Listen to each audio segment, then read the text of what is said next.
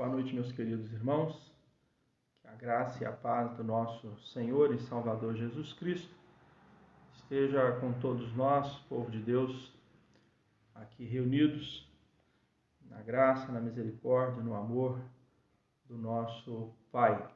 Nós queremos, nesse momento, saudar os irmãos, a preciosa graça do nosso Senhor e Salvador Jesus, na certeza de que juntos, nós estamos caminhando debaixo da graça do nosso Deus. Quero aí dar o meu abraço, minha saudação para os irmãos da congregação de Betânia, de Coqueiro, irmãos de Santa Cruz, congregação de Santa Isabel do Rio Preto, e também da sede, segunda igreja de Volta Redonda, segunda igreja presbiteriana de Volta Redonda. Que Deus esteja abençoando a sua vida, abençoando o seu lar, a sua casa, a sua família.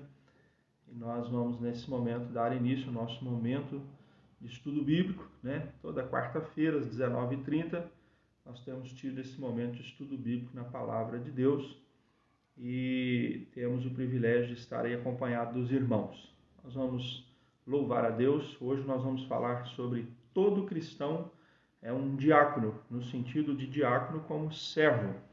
E a sugestão da nossa adoração, do nosso louvor, é o hino de número 312, que tem como título A Trabalho Certo. Você pode acompanhar aí, hino de número 312 do seu inário. Nós vamos louvar a Deus com o hino 312.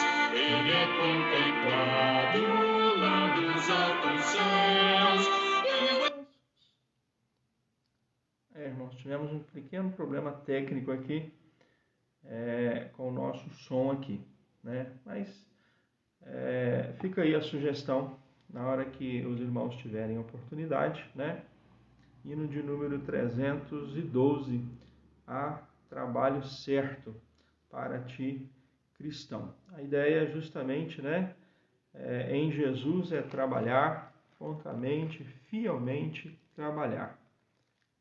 O hino, só completando aqui o coro, ele diz assim no seu coro: por Jesus é trabalhar prontamente, fielmente trabalhar, em servi-lo que prazer, e só tu, ó crente, poderás fazer. Vamos orar. Hoje o que queremos estudar com os irmãos está baseado no livro de Atos, capítulo 6, justamente quando fala da instituição dos diáconos. E o que queremos pensar com os irmãos é que todo cristão é um diácono, ou seja, Deus nos chamou para sermos servos, né? O diácono é um servo e nós em Cristo Jesus estamos todos os dias sendo chamados a estarmos prontamente a confiar, a caminhar e dar exemplo como servos em Cristo Jesus. Vamos falar com Deus. Eu quero orar por você, orar pela sua família, orar pelo seu lar, pela sua casa. Vamos orar pela nossa cidade, né? Orar pelo nosso estado, pelo nosso país. Nós estamos nesse momento, irmãos, num momento delicado, né? Nós estamos aí com alguns municípios e alguns países ainda sofrendo lá com aquelas nuvens, né, de gafanhotos. Mais um outro foco foi descoberto agora lá na Argentina. As autoridades estão lá cuidando e nós brasileiros, né, na região sul, preocupados com essa questão. A região sul agora tem sido avassalada lá por algumas cidades, né? Nós tivemos óbitos nesse dia de ontem e hoje devido àquele tufão, né? Aquela ventania que passou na região sul do nosso país. Como a gente tem falado, né? Além da questão daquela nuvem de areia vindo do deserto do Saara, do norte da África, que também tem assolado alguns países, e essa questão da pandemia mundial que nós estamos vivendo. Essa semana aqui em Volta Redonda, né, os nossos cultos presenciais foram suspensos, os comércios estão fechados, só os comércios essenciais. Hoje eu tenho acompanhado, né, algumas informações, cidades do interior de Minas, cidades aqui da nossa região, por exemplo, Volta Redonda, hoje já somou o número de 71 óbitos. O crescimento da última atualização para hoje, né, teve uma somatória de mais de 5 óbitos. Hoje, em Volta Redonda, nós temos 1.732 casos confirmados de coronavírus, pessoas curadas 1.310. Então, isso significa que nós temos um número de 422 pessoas que ainda estão em tratamento, né? Hoje, no Brasil, nós temos 790.040 pessoas que já se recuperaram do coronavírus. Porém, nós ainda temos 598 mil pessoas que estão em tratamento. Nós já chegamos em 60.632 óbitos registrados já no Brasil, só do coronavírus. Então, irmãos, o mundo hoje tem 10.538.537 pessoas que já foram infectadas, né? Desses números, nós temos, louvado seja Deus, 5.872.575 pessoas que já se recuperaram. Mas ainda temos 4.356.897 pessoas que ainda estão em tratamento. Desse total, já no mundo, 517.518 óbitos só pelo coronavírus. Então é momento de nós orarmos, prostrarmos diante do Senhor, nos quedarmos aos pés do Senhor e pedir misericórdia de Deus, né? Vamos orar? Pai bendito, nós queremos colocar diante da Tua presença as nossas vidas, na certeza, Senhor, de que o Senhor está cuidando de nós, cuidando da nossa casa, do nosso lar, da nossa família, cuidando, Senhor, dos nossos familiares, aonde quer que eles estejam, cuidando da Tua igreja. Senhor, nós te pedimos nesse momento que vamos ter aqui esse instante de meditação, esse momento de estudo da Tua Palavra. Pedimos que o Teu Santo Espírito fale, Senhor, aos nossos corações. Mas pedimos, Senhor, que o Senhor tenha misericórdia, Senhor, da nossa terra, da nossa pátria, do nosso município, aonde quer que nós estejamos. Nós temos aqui irmãos que estão nos acompanhando, Deus, de cidades aqui, vizinhas, de cidades longínquas. Que o Senhor esteja abençoando as suas vidas e aonde quer que essa mensagem chegar, através das nossas transmissões, através desse mecanismo de transmissão online que o Senhor tem permitido nós termos, ó Deus, as nossas meditações, nosso momento de reunião, de adoração, de louvor, de oração, de meditação na Tua Palavra. Que o Senhor esteja abençoando as vidas. Mas, Senhor, nós estamos vivendo um momento em que clamamos, suplicamos, intercedemos, ó Deus, em nome de Jesus, pela Tua misericórdia e pela Tua graça, pela presença e ação do Senhor sobre nós. Nesse momento aqui, pedimos que o Espírito Santo venha falar aos nossos corações por intermédio da Tua Palavra.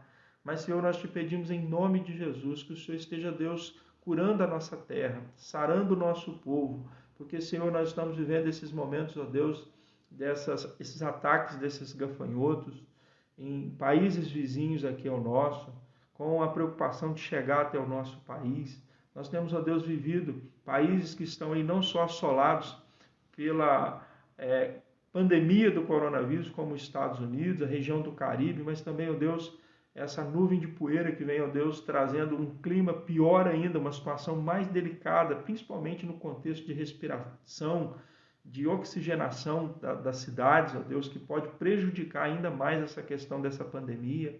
Ó Deus, também na região sul do nosso país, essa questão desse tufão, desse vendaval, ó Deus, vidas foram ceifadas. O Senhor está no controle de tudo isso, mas, Senhor, nós te pedimos em nome de Jesus. O Senhor está dando sinais dos céus e a terra precisa ouvir a tua voz, o homem precisa ouvir a tua voz. O homem precisa olhar para o Senhor, olhar para a tua glória, para o teu poder. E nós, como igreja aqui reunidos nesse momento, pedimos a Deus que sejamos instrumento nas tuas mãos, para levar conhecimento, sabedoria e entendimento ao coração de todo homem, para que se volte à tua presença. É o que nós te pedimos, Senhor, nesse instante. Pedimos pelos nossos governos, pedimos por toda a área de saúde do nosso país e do mundo, pelas autoridades que têm responsabilidade de tomar, Deus, decisões concernentes não só à administração, mas também, principalmente, na administração da saúde do nosso povo aqui na face da terra. Ó Deus, dirige-nos, pois, orienta-nos, pois, na tua palavra e fala aos nossos corações, é o que nós te pedimos em nome de Jesus. Amém, Senhor. Queridos, Atos capítulo 6, do verso de 1 a 7, fala sobre a instituição dos diáconos. E esse texto nos diz assim: ora, naqueles dias, multiplicando-se o número dos discípulos, houve murmuração dos helenistas contra os hebreus, porque as viúvas deles estavam sendo esquecidas na distribuição diária. Então os 12 convocaram a comunidade dos discípulos e disseram: não é razoável que nós abandonemos a palavra de Deus para servir às mesas. Mas, irmãos, escolhei dentre vós 7 homens de boa reputação, cheios do espírito de sabedoria, aos quais encarregaremos deste serviço, e quanto a nós, consagraremos a oração e o ministério da palavra. O parecer agradou a toda a comunidade. Elegeram Estevão, um homem cheio de fé e do Espírito Santo, Filipe, Prócoro, Nicanor, Timão, Pármenas e Nicolau, prosélito de Antioquia. Apresentaram-nos perante os apóstolos e esses, orando, lhes puseram as mãos. Crescia a palavra de Deus e em Jerusalém muitos, se multiplicava o número dos discípulos, também muitíssimos sacerdotes obedeciam à fé. Pois bem, queridos, o que queremos pensar com os irmãos nessa oportunidade está baseado no tema que todo cristão é um diácono. O que é um diácono? A palavra diácono vem do grego diákonos, que significa servo. É um servo, é aquele que presta serviço. E a igreja do Senhor Jesus elegeu diáconos, E aí os apóstolos, os 12 apóstolos, disseram: meus irmãos, escolhei dentre vós 7 homens de boa reputação, cheios do espírito de sabedoria, aos quais encarregaremos desse serviço. E esse parecer agradou a toda a comunidade e eles então elegeram 7 diáconos. Então esse texto narra a eleição dos primeiros 7 oficiais diáconos designados para supervisionar a distribuição das ofertas. Ofertas essas que eram retiradas do fundo comum na igreja para os membros mais pobres da comunidade. Logo, no seu início, a igreja recebeu judeus helenistas, ou seja, os judeus de fala grega. Não tardou que se levantasse queixas de que as viúvas desses estavam sendo desfavorecidas na distribuição diária. É significativo que os 7 oficiais escolhidos pela comunidade e designados pelos apóstolos para supervisionar essas atividades tivessem todos nomes gregos, sendo provavelmente judeus helenistas, ou seja, a reclamação veio dos judeus de fala grega, que eram conhecidos como os helenistas. E o parecer dos apóstolos, foi que eles elegessem 7 homens, deram ali as qualificações, homens cheios do Espírito Santo, sabedoria, para poder fazer o serviço de servo. E esses eleitos, né, pelos nomes deles narrados na Bíblia, são todos nomes gregos, sendo, então, provavelmente eles judeus helenistas, ou seja, aqueles que trouxeram o problema são aqueles que agora vão resolver o problema. Olha que interessante. Aqueles que trouxeram uma reclamação são os que agora vão resolver o problema da reclamação. Aqueles que trouxeram uma situação que estava trazendo adversidade no corpo de Cristo, a igreja primitiva, agora são os que são eleitos para resolver esta situação adversa. Aqueles que estavam reclamando pelos seus entes queridos, agora têm a autoridade e têm o poder, né, no sentido de terem sido ordenados diáconos pela imposição de mão dos apóstolos, para beneficiar, para cuidar não só das viúvas ou das pessoas que estavam sendo omitidas na distribuição diária, que eram pessoas helenistas, mas também vão agora trabalhar e vão servir a todos os judeus e a todos os convertidos. E assim é o papel da igreja. Então todo cristão é um diácono, é um servo. E eu queria pensar aqui em 5 ideias com os irmãos que nos levam a entender, baseado no texto que nós lemos, que todo cristão é um servo e nós temos então formas e maneiras de viver esse serviço da obra do Senhor de forma prática, visível, a testemunhar o Evangelho de Cristo. Primeiro, todo cristão é um diácono e todo cristão é um evangelista. Todo cristão, todo servo tem a obrigação de cumprir a obra de evangelização e o diácono é aquele que cumpre a obra da evangelização na forma prática. 2 dos 7 diáconos que foram eleitos, Estevão e Filipe, desde cedo deixaram vestígios de seus exemplos de serviço na igreja primitiva, os quais se projetaram muito além dos limites da função diaconal, para as quais foram designados. Os diáconos faziam a distribuição diária com os necessitados, entre os quais, naturalmente, sobressaíam as viúvas. Provavelmente os homens foram eleitos diáconos e estes eram conhecidos como líderes das suas comunidades helenistas na igreja primitiva de Jerusalém.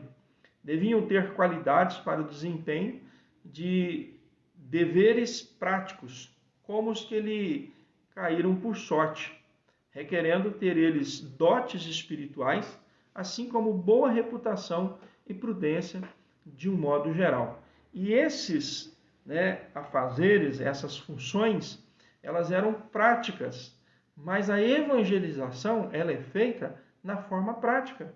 Nós falamos de Cristo, nós pregamos a Cristo, nós anunciamos o Evangelho, como Estevão e Filipe. Estevão foi até apedrejado, foi morto apedrejado porque estava pregando o Evangelho. Filipe também é destaque também entre os evangelistas relatados na Bíblia. Mas uma questão irmãos, a evangelização na forma prática é um trabalho diaconal. É você ser servo e através do serviço que você presta, enquanto você vai fazendo o serviço, seja ele comunitário, seja ele na assistência social, seja ele de acudir o necessitado, de um acompanhamento, seja uma palavra que você dê de conforto, de consolo para alguém na forma prática, presencial, você está fazendo a evangelização de forma prática. Eu gosto muito de estar em velório, quem me conhece sabe que eu gosto muito de participar, de estar em velório. Eu acho que é um momento em que você consegue atingir as pessoas, você consegue estar perto das pessoas, porque as pessoas estão sensíveis. E o fato de você estar num velório, talvez você não fale nada, mas só de você estar ali, a pessoa sabe que você lembrou dele na hora da dor. E que você, em respeito ao ente querido, que talvez você não tinha tanta ligação, mas você tinha ligação ao parente, ao filho, à esposa, ao irmão, a um familiar. E aquele familiar se sente protegido, se sente acompanhado, se sente acariciado. Então, a evangelização, na forma prática, ela nos leva a sermos pessoas que desenvolvem a nossa qualidade no desempenho prático. Ou seja, nós temos que desenvolver os nossos dotes espirituais com boa reputação e prudência, de um modo geral. A outra coisa que eu quero pensar para os irmãos é que todo cristão é um diácono quando se tem autoridade. Mas quando eu falo de autoridade aqui, eu quero entender que toda autoridade é subordinada. todo cristão deve ser subordinado. Todo cristão é subordinado. Eu sempre digo, não existe autoridade que não tem nenhuma autoridade sobre ela. Se existe uma pessoa no mundo que ele possa pensar, olha, eu sou a autoridade máxima, ele tem Deus sobre a vida dele. Ele só faz o que Deus permitir. Até porque ele está vivo, é autoridade, está no posto de autoridade, e no momento que Deus diz assim, não vai mais estar no posto de autoridade. Ou Deus tira ele do seu posto de autoridade, ou Deus tira a vida dele e pronto, acabou. Ele não tem como mais governar. Morreu, acabou. Então o diácono, o servo, o cristão, ele tem autoridade, mas é uma autoridade subordinada. Os 7 primeiros diáconos foram escolhidos pelo povo. Então a autoridade que eles receberam veio do povo. Mas os apóstolos, através da imposição de mãos, confirmaram essa escolha. Ou seja, assim na autoridades que lhe foram dadas, eles foram comissionados, os 7 diáconos, para o seu trabalho especial. E isso foi expressado da parte dos apóstolos, que não apenas deram a eles a autoridade na imposição de mãos, mas também deram a eles a destra de companhia, o companheirismo deles nessa obra, porque enquanto eles faziam uma obra prática, no sentido do serviço, os apóstolos continuavam na oração e na pregação da palavra. E com certeza, um dos alvos da oração dos apóstolos eram os diáconos. Então, na comunidade cristã, os diáconos tornaram-se especiais no designativo de uma classe auxiliar subordinada aos bispos, anciãos, aos apóstolos, aos pastores. Assim é na igreja até hoje. Então, queridos, todo cristão é um diácono e tem autoridade, mas toda autoridade está subordinada. Por exemplo, a igreja presbiteriana ela tem o pastor, ela tem os presbíteros e tem os diáconos que formam a junta diaconal. Os diáconos estão subordinados ao conselho e ao pastor, mas eles têm autoridade para cuidar das obras de manutenção da igreja. As obras, por exemplo, da ordem dos arredores do templo, de não deixar as coisas acontecerem de forma que o idoso, a criança, venha a ser atingido, os bens das pessoas que estão ali naquele momento sejam vigiados, E um outro detalhe interessante, eles também são responsáveis pela arrecadação da igreja. Um outro detalhe muito interessante dos diáconos é que eles também são responsáveis por manter a ordem das pessoas que chegam, que saem, do visitante. Eles têm um papel muito importante e tudo isso eles fazem com autoridade. Então todo cristão é uma autoridade, mas nenhuma autoridade ela está acima de qualquer subordinação. Toda autoridade é subordinada. Então, entendendo que todo cristão é um diácono, nós somos autoridade, temos autoridade no nome de Jesus, no poder do Espírito Santo, mas estamos subordinados a esse Deus e ao seu Espírito Santo. A terceira coisa que eu quero pensar com os irmãos é que todo cristão é um diácono, mas ele é testemunha de vida e tem que dar testemunho de vida. E essa testemunha, tem que ter a aprovação dos de fora. Nós vamos falar sobre a questão do diácono ter o seu compromisso na família. Mas primeiro, o diácono ele precisa ter testemunho dos de fora. Como são morais as qualificações destacadas aos diáconos, estas qualificações são as que devem caracterizar todo bom crente. O mesmo que se requer dos bispos, que são os pastores ou presbíteros, requer-se também dos diáconos. Os diáconos faziam visitação domiciliar e cuidavam do dinheiro da igreja.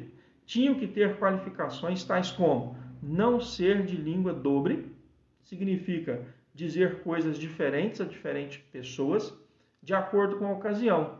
Não dado à repetição, isso é, mexeriqueiro, o famoso leve trás, ou no popular, o fofoqueiro. Não ser cobiçoso de sorte da ganância, porque ele ia cuidar de dinheiro, ou seja, não ser ávido por lucros através de meios ilícitos, e ninguém deveria permitir que fosse eleito um diácono se primeiro ele não tivesse sido aprovado como digno à vista de todos. Então, essas são qualidades que eu sempre digo o seguinte, eu aprendi com um professor de seminário que ordenação não tem varinha de condão, ela não te transforma, ela não muda você. O caráter do cristão é o mesmo. Às vezes a pessoa diz assim, vamos eleger o fulano para ser um presbítero, para ser um diácono na igreja, porque ele vai vir mais à igreja, vai participar mais, vai ter responsabilidade. Não, se ele não tem responsabilidade, se ele não é assíduo, Não é porque ele vai receber a ordenação que ele vai passar a ser um crente. É igual o pastor. O pastor ele recebe a ordenação, mas ele vai ser o que ele é. O seu caráter, a sua moral, a sua dignidade, o seu compromisso, o seu conhecimento é aquele. Né? Então, essa expressão ordenação não tem varinha de condão, ou seja, você não é transformado, você é consagrado. Então, o diácono, ele tem que dar testemunho de vida, principalmente para os de fora. Agora, como é que você pensa no seguinte, quem é que se torna diácono numa igreja? É um cristão, é um pai de família, é uma pessoa que, como diz aqui, ele não pode ser, por exemplo, aquela pessoa que tem duas palavras, ele tem que ser sim, sim, não, não. Ele não pode falar uma coisa para um e outra coisa para outro. Não pode distorcer a verdade. É uma pessoa que vai estar na casa dos membros, seja na assistência social, seja na arrecadação do dízimo. Esses dias, por exemplo, que a gente está vivendo agora, a gente está vivendo uma realidade bem próxima do que era a igreja no passado, onde os diáconos iam de casa em casa recolher o dízimo dos irmãos. Não é porque era obrigatório fazer isso. É igual tem acontecido hoje. Os irmãos ligam para os responsáveis diáconos da igreja e eles vão até a residência dos irmãos e recolhem o seu dízimo e levam para o tesoureiro para fazer o pagamento, para fazer a manutenção da igreja. Então, o diácono ele não podia, primeiro, ser de sorte da ganância, cobiçoso. Ou seja, aquele que quer ter lucro por meios indignos, porque ele vai lidar com o dinheiro da igreja, tem que ser honesto. E todo cristão tem que ser honesto com aquilo que é do Senhor. E ele também não pode ser aquele que tem, o famoso mexeriqueiro, leva e traz, o fofoqueiro. Por quê? Porque senão ele vai fazer contato com o outro, vai estar recebendo uma informação de um, outra de outro, e ele vai começar a transmitir essa informação. Ele está em contato. Então, todo cristão é um diácono e precisa dar testemunho de vida. Quarta coisa que eu quero pensar com os irmãos aqui é que todo cristão é um diácono. E ele precisa ter vida moral e civil. O que isso significa?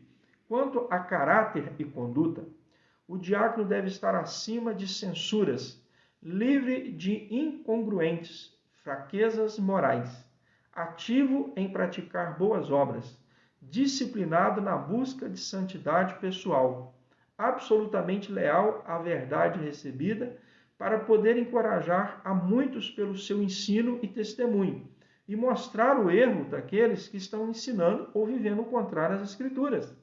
A vida pessoal e familiar, bem como os bons antecedentes de um candidato ao diaconato, são fatores sumamente importantes na escolha do diácono, que depende do caráter e da reputação. Ou seja, todo cristão ele vive numa sociedade. Nós estamos vivendo muito isso hoje, né?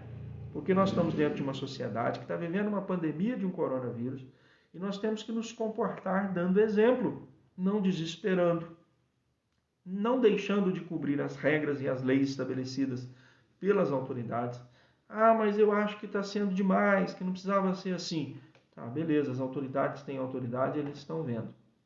Então nós precisamos ter uma vida moral. Mas eu não quero entrar por esse âmbito, eu quero pensar o seguinte, dar testemunho. Dar testemunho familiar, dar testemunho de uma pessoa disciplinada, que busca santidade, que pratica boas obras, que tenha caráter, que tenha conduta e que ele não deixe se levar pelas fraquezas morais, das coisas desse mundo, do pecado.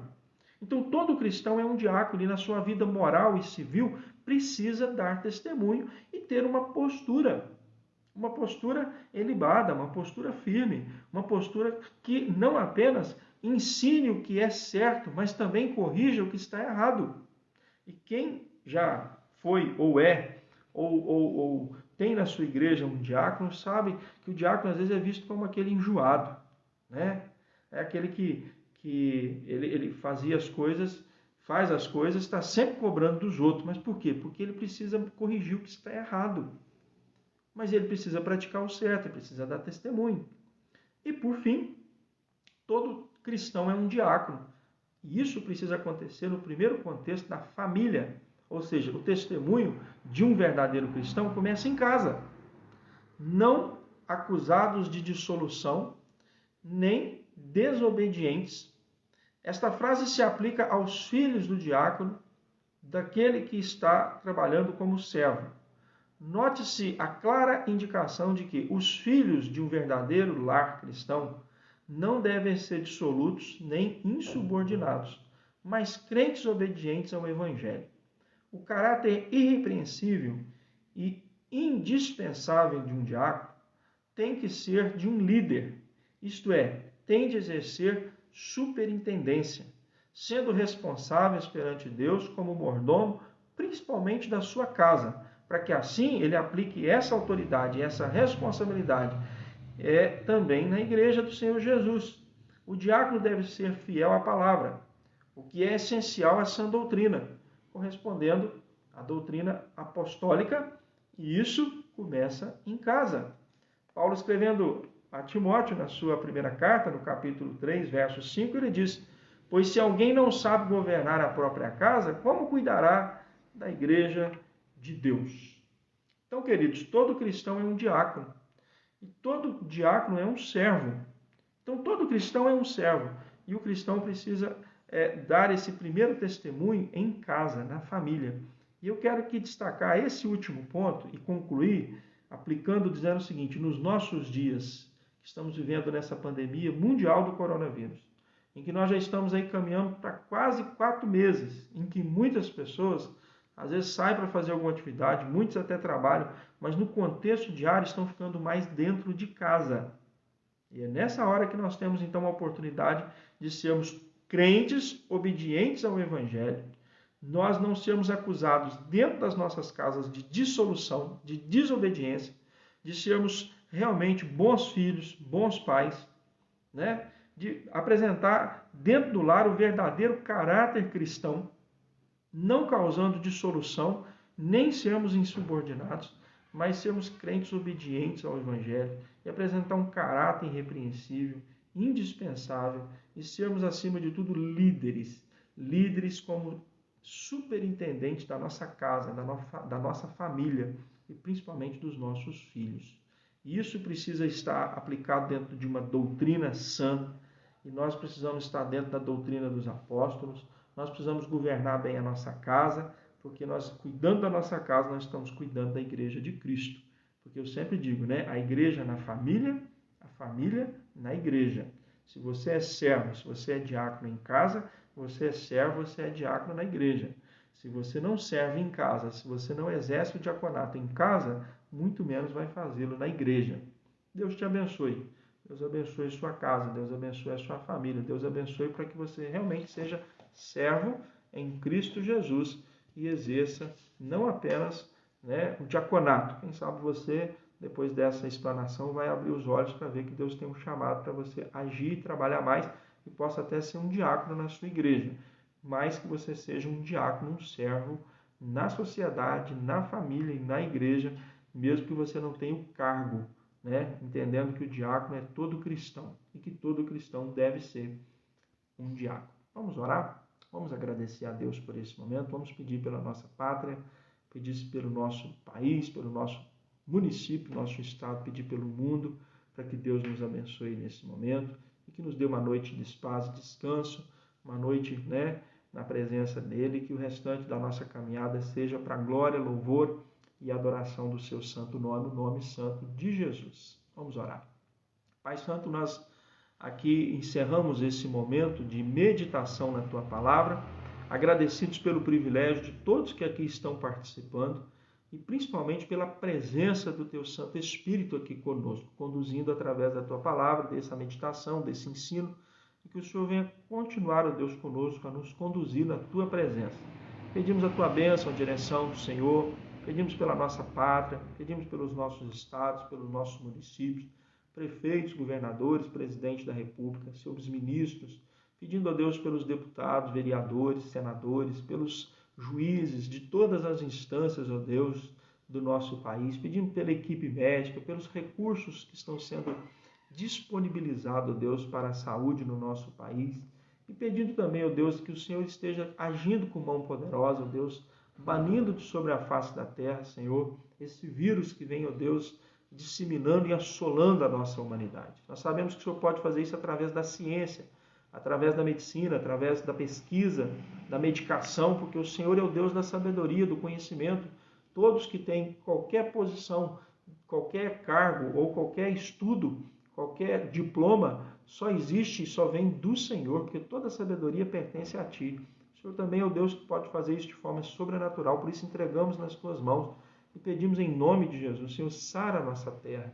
Tira, Senhor, de nós essa iniquidade, mas também, ó Deus, fala ao teu povo, balança, mexe com a sociedade, porque nós não estamos agora, nesse momento, passando só por essa pandemia, tem tantas outras coisas acontecendo sobre a face da terra, e nós sabemos que tem muitas pessoas que ainda não estão ouvindo a tua voz, não estão dando, ó Deus, o crédito que deveria dar, ó Deus, para tudo isso que está acontecendo. Por isso nós te pedimos, ó Deus, em nome de Jesus, age com mão poderosa sobre a face da terra. Seja feita a tua vontade, aqui na terra, como tem sido feito no céu, de eternidade a eternidade. Sobre a tua igreja, Senhor, nós te pedimos em nome de Jesus, derrama, Senhor, porção dobrada do teu Santo Espírito. Pedimos que o Senhor esteja abençoando as nossas congregações aqui da segunda igreja presbiteriana de Volta Redonda, a igreja, conselho, pastores. Esteja abençoando, Senhor, os membros, abençoando essa mensagem, onde que ela vai chegar, a pessoa que vai ouvir, que ela possa ser edificação, possa ser alimento espiritual e, acima de tudo, venha glorificar o teu santo nome. Pedimos, Senhor, que o Senhor esteja abençoando, Deus, de forma muito especial, a cada irmão que está aqui nos assistindo nesse momento, a sua casa, o seu lar, a sua família, e que nos dê uma noite de descanso na tua presença, e que amanhã, se nos for servido estar com vida, possamos acordar e ter mais um dia na tua presença, e aprender mais de ti, ter mais comunhão com o Senhor. Nós assim oramos, agradecidos, e pedimos perdão pelos nossos pecados, e o fazemos no santo nome de Jesus. Amém. Que Deus te abençoe. Que Deus esteja sobre você, com a graça, a presença do Espírito Santo, no amor de Cristo, e que a sua vida caminhe debaixo do paternal cuidado dele. Deus assim nos abençoe. Amanhã, às 19h30, tem a transmissão no canal da Segunda Igreja do Estudo Bíblico. Como não temos os nossos cultos presenciais, domingo 9 da manhã, escola dominical, e às 19 horas, culto à noite, transmitido através do canal da Segunda Igreja Presbiteriana. Terça que vem, Deus assim permitindo, nós vamos continuar ainda terça e quarta transmitindo. Aí, para o segundo domingo de julho, é que nós vamos aguardar os decretos, né, aí dos nossos municípios, para ver se nós vamos ter os nossos trabalhos presenciais. Deus abençoe a cada um de vocês que estão conosco, tanto os irmãos da congregação, da sede aqui da Segunda Igreja, e irmãos que a gente sabe que tem nos acompanhado de muitos lugares distantes. Um grande abraço, Deus abençoe.